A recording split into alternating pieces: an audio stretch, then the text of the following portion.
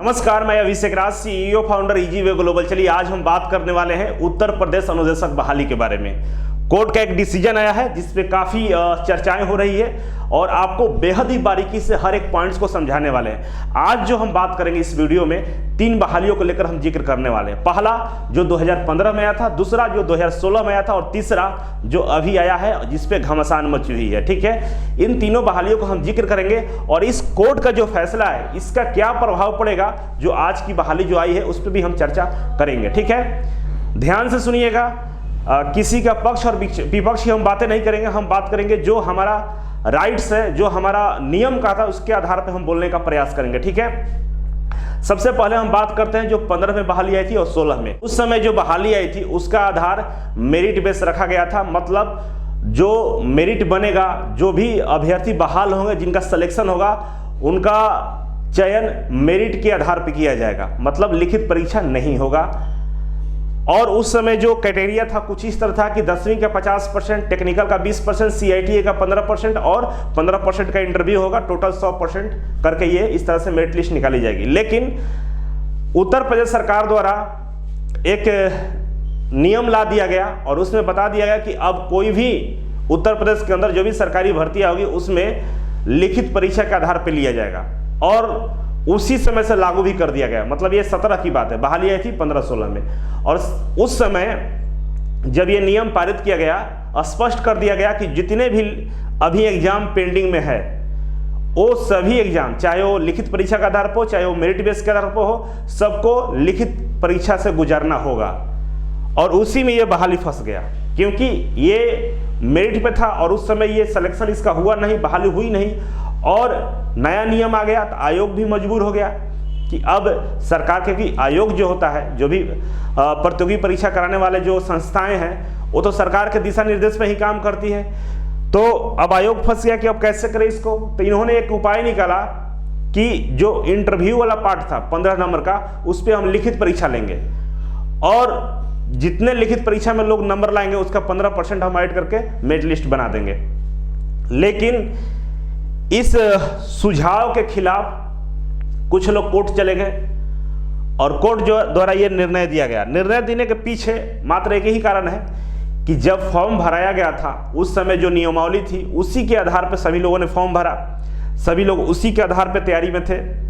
बाद में आपने लिखित परीक्षा कर दिया तो ये सही नहीं है। जो पुराने जितने भी बहालियाँ पेंडिंग में है वो पेंडिंग के वजह अभ्यर्थी नहीं है, उसका वजह जो भी रहा हो, आयोग रहा हो, आयोग के पास टाइम नहीं है, जो भी समस्याएं रहा हो, इसके वजह से बहाली नहीं हो पाई। लेकिन इसका जिम्मेदार अभ्यर्थियों को क्यों देंगे? इनका तो उस समय का नियमावली के अनुसार मेरिट पे होनी थी, आज भी इसको मेरिट पे ही लिया जाए। इस तरह का ही कुछ आधार मानकर कोर्ट ने फैसला दिया कि यहाँ पर देख सकते लिखा हुआ है अलाउड ऑन मेरिट, कि मतलब मेरिट पे ही ये बहाली लिया जाए। इसके बाद जितने भी बहाली आएंगे उसमें लिखित परीक्षा ऐड करिए, कोई दिक्कत नहीं है। लेकिन जिसका नोटिफिकेशन जिस तरह से था उसी तरह से लेना होगा। और कोर्ट का फैसला, माननीय जो न्यायालय है उनका फैसला हमारे जितने भी अभ्यर्थी थे जिस इस फॉर्म को भरे थे उन्हीं के पक्ष में आया है और ये लोग आसानी से केस को जीत गए। ठीक है, अब इसमें हम बात करना चाहेंगे कि अभी का जो सिनेरियो है कि अभी 2022 में जो बहाली आई है इस पे क्या हो सकता है। तो नियम यही कहता है कि नियमावली 3 जनवरी 2022 को आया था और मतलब नियमावली 3 जनवरी 2022 को आया और विज्ञापन आ गया 6 जनवरी 2022 को। इन दोनों के बीच में पेट का एग्जाम नहीं हुआ है। तो नियमावली से पहले मेरिट पे था, नियमावली आया तो लिखित परीक्षा माना गया और इसके बाद पेट का एग्जाम नहीं हुआ है। तो हो सकता है ऐसा कि कोर्ट मौका दे दे कि आप लोग पेट का एग्जाम दे दीजिए। जो लोग पेट का एग्जाम दे दिए उनको कोई दिक्कत नहीं है, वो तो फॉर्म भरेंगे ही भरेंगे। लेकिन चांसेस ये बन रहा है, 100% तो नहीं बोल रहा हूँ, लेकिन चांसेस, संभावनाएं बन रही है कि हो सकता है माननीय न्यायालय ये बोल दे कि आप लोगों को मौका मिलना चाहिए, मतलब दे दिया जाए, क्योंकि नियमावली लेट से आया है। ठीक है, ये बातें हो सकती है।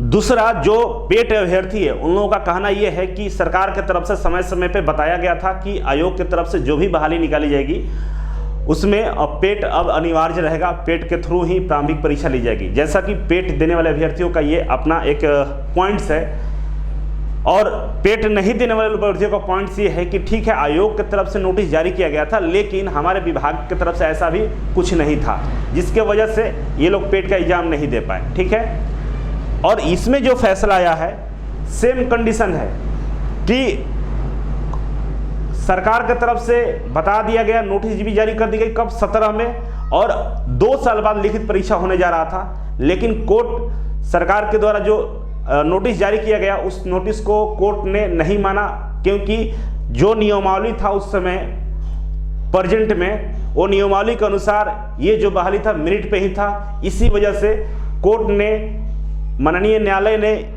इन लोगों के अभ्यर्थियों के पक्ष में फैसला दिया। इसी तरह यहाँ संभावनाएं बन रही है कि नियमावली 3 जनवरी 2022 को आती है। इससे पहले विभाग के पास जो नियमावली था वो मेरिट के आधार पर ही था, और 6 जनवरी 2022 को विज्ञापन जारी किया जाता है, और 3 जनवरी और 6 जनवरी के बीच में कोई पेट का एग्जाम नहीं हुआ है।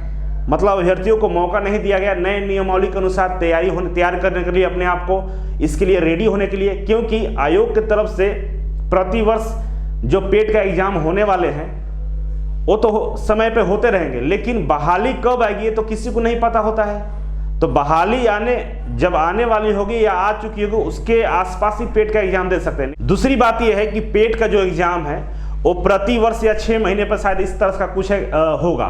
ठीक है, और वो प्रारंभिक परीक्षा माना जाएगा, और मुख्य परीक्षा के लिए आपको जो भी नोटिफिकेशन आएंगे उसमें अपीयर होना होगा। लेकिन जो बहाली आएगी, कब कौन सी बहाली आएगी इसका तो पता नहीं होता है। इसी वजह से आप या तो हर साल पेट में बैठिए, क्योंकि लेटेस्ट पेट का स्कोर कार्ड से ही आप किसी फॉर्म को भर पाएंगे। तो मुद्दा यह है कि कोई भी नोटिफिकेशन आता है तो कुछ इस तरह से होना चाहिए कि नोटिफिकेशन विज्ञापन आने के बाद आप पेट का एग्जाम दीजिए, और अगर उसमें आप क्वालिफाई करते हैं तो आप इसके मुख्य परीक्षा में बैठ सकते हैं, नहीं तो आपको मुख्य परीक्षा नहीं होगा, कैंसिल, और आपको यहाँ से स्क्रीनिंग करके आपके फॉर्म को रिजेक्ट कर दिया जाएगा, और वही लोग इस मुख्य परीक्षा को दे पाएंगे जो पेट दिए थे। कुछ इस तरह से होना चाहिए था, लेकिन ऐसा नहीं है। तो फिलहाल तो ओवरऑल 2022 की जो बहाली है, जो 2504 पदों पे होने वाली है और जिसका फॉर्म भरा जाना स्टार्ट होने वाला है, अगर जो नॉन पेट वाले हैं इस पे ऑब्जेक्शन लेते हैं, इस पे स्टैंड लेते हैं, तो उनको चांसेस बन रहा है कि इस आधार पे भी उनको मौका मिल सकता है दोबारा से पेट अपीयर होने के लिए, या पेट को कुछ दिन के लिए रुक सकता है।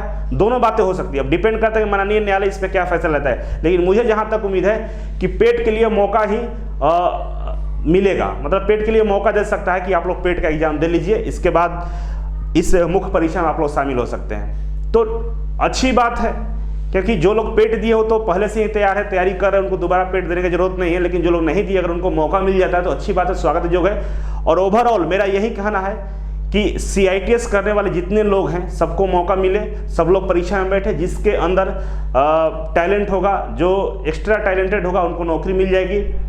और जो पेट दे चुके हैं वो अपने तैयारी को बहुत स्ट्रॉन्ग कीजिए, क्योंकि अगर मान लीजिए पेट नहीं देने वालों को सरकार मौका नहीं भी देती है, फिर भी ऐसा नहीं है कि आप को आसानी से नौकरी मिल जाएगा, पढ़ना तो पड़ेगा। इसीलिए पढ़ने पर फोकस कीजिए, और जो बहाली है उसके अकॉर्डिंग डॉक्यूमेंट्स को तैयार कर लीजिए। उस सारे डॉक्यूमेंट्स में सबसे इंपॉर्टेंट डॉक्यूमेंट्स है आपका एक्सपीरियंस अगर गड़बड़ रहेगा तो समझ लीजिए कि वेरीफाइड नहीं होगा और आपका नौकरी चला जाएगा। तो एक्सपीरियंस पर भी फोकस करना है, ठीक है।